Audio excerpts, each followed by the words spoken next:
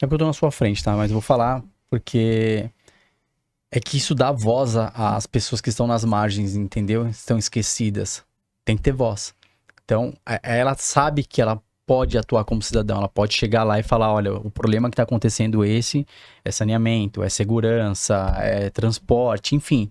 Ela vai lá e aí tem como acessar. Que difere de partido para partido, né? Isso. Ah, sim, porque são visões sobre o mundo. Eu sempre falo para as pessoas, durante as eleições e não, que quando elas escolhem um sujeito, uma sujeita para votar, não importa, aquele sujeito, ele representa o programa político do partido dele. E há partidos políticos que não estão interessados com o modo de fazer política que não seja dos gabinetes, de uma representação única, unilateral, ou de interesses, né, de determinados setores. Então, eu digo que os partidos mais aliados com a Constituição de 88, aos ideais democráticos, a ideia da Constituição cidadã, são aqueles que vão defender uma ampliação dessa democracia. Porque no momento que ajudaram a construir aquele processo, defendiam que aquele processo seguisse se abrindo, que os direitos públicos seguissem tendo controle da sociedade. Então, se você pensa ali, a própria Constituinte, o processo de formulação da Constituinte, teve a presença dos parlamentares constituintes, mas um grande movimento da sociedade civil que conquistou o SUS, o Sistema Único de Saúde. Eu falo, várias leis dessas que a gente conhece magníficas não foram leis aprovadas por parlamentares apenas, mas de um amplo movimento de construção. Então você pega a Lei Maria da Penha, um amplo movimento de mulheres que queriam categorizar o que eram os crimes de violência doméstica, depois o feminicídio, categorizar que tinham mulheres que morriam por ser mulheres, pelo ódio que existia às mulheres, e que isso não era um homicídio comum, que isso era um homicídio qualificado com a questão da mulher, que era um feminicídio, que precisava qualificar aquela questão. Você pega o SUS veio do movimento de base, no sentido assim, direito à saúde, a saneamento, a gente precisa de um sistema único de saúde que trate a população de maneira clínica, que atenda nos territórios, que faça uma política de vacina intensa. O Brasil é referência no mundo nesse sentido. Referência, parabéns. E são políticas públicas que vieram da sociedade civil. Bilhete único. Bilhete único. Que é o transporte. Transporte. Então, assim, conferências, né, pelo direito a transporte. Quando você pensa as políticas de fomento à cultura periferia em São Paulo, por exemplo, vieram do movimento cultural das periferias, setores coletivos culturais que se reuniram, que foram para as conferências de cultura e que conquistaram com pressão sobre um governo que estava disposto a ouvir aquele tema, uma lei de fomento. Então, eu digo que as maiores conquistas vieram sempre da sociedade civil organizada, que ao encontrar parlamentares e governantes dispostos a ouvir aquela questão, conseguiram avançar na legislação. É o caso do próprio 20 de novembro, né? A gente vai chegar lá, tem muita coisa, tô achando o máximo. Resumindo assim, o cara que precisa expor alguma coisa, assim, uma causa, ele quer defender uma causa, a melhor maneira é de forma civil se organizar, achar um parlamentar que entende ou que defende aquela causa, se comunicar com essa pessoa, e aí começa a ser feita a política de... Ele pode buscar um parlamentar, mas ele também pode buscar o governante, ele também pode fazer uma manifestação. Ele não necessariamente precisa falar com o parlamento, né? O parlamento é uma das vias. Mas o mais importante é se organizar, entender que aquele problema que você reconheceu, ele é um problema coletivo e mais pessoas vivem aquilo. Ou aquela solução, tá? Porque muitas vezes a pauta não é defensiva, às vezes a pauta é ofensiva. Quer ver? A 6x1... essa manifestação pela escala 6x1, ela não está ocorrendo porque tentaram aumentar a jornada.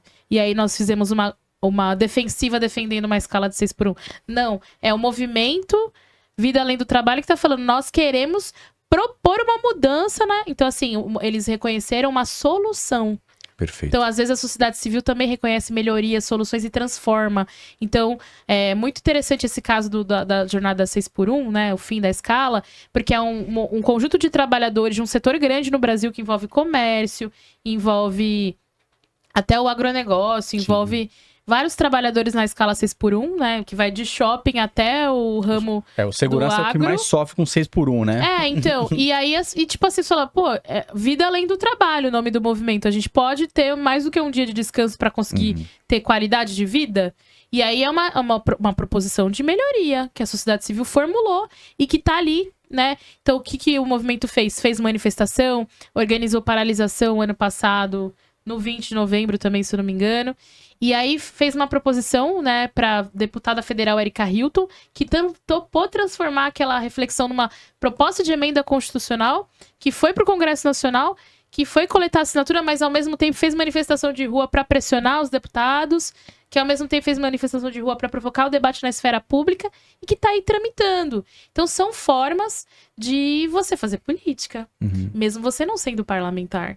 E isso é muito legal, né? A maior Perfeito. briga do 6x1 é pelo governo ou você acha que é pelo o empresário? Eu acho que, mais uma vez, o mercado financeiro sempre fala: a economia vai quebrar. E assim, se você vê a linha do tempo, quando foi haver o processo de abolição da escravatura, o Brasil foi o último país a abolir a escravidão, mesmo depois do fim do tráfico negreiro Sim. no mundo. Sim. Isso era economia. Então, assim, o mundo aboliu o tráfico negreiro e não quebrou, mudou de sistema do mercantilismo para o capitalismo. Isso vai aparecer depois ali em vários outros momentos, né? Na questão do direito a 13º salário, a férias remunerada. Sempre é muito interessante esse momento de ler as matérias antigas que tá aparecendo na internet. Acho que vocês já devem ter visto aí Sim. essas várias comparações de momentos que vários veículos citavam os mesmos termos. Mas assim vai quebrar, mas assim o empresário não vai conseguir contratar outro trabalhador, vai ter que fazer escala. Só que é sempre visando o lucro, além das vidas. Então eu acho que não é o governo, é o mercado e os deputados entenderem que a pauta dos trabalhadores é uma pauta que eles têm que defender. E quando você está no parlamento, você escolhe quem você defende, né? Nem todo deputado, nem todo parlamentar defende a classe trabalhadora. E quando faz a leitura de outros países? Austrália trabalha um pouco menos, né?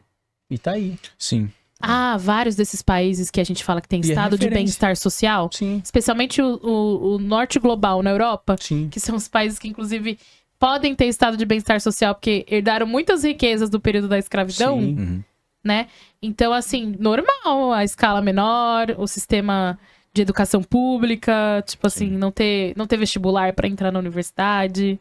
Então, acho que aqui no sul global, onde a gente carrega muito o mundo nas costas, com os trabalhadores mais precários, os temas trabalhistas ainda parecem grande revolução.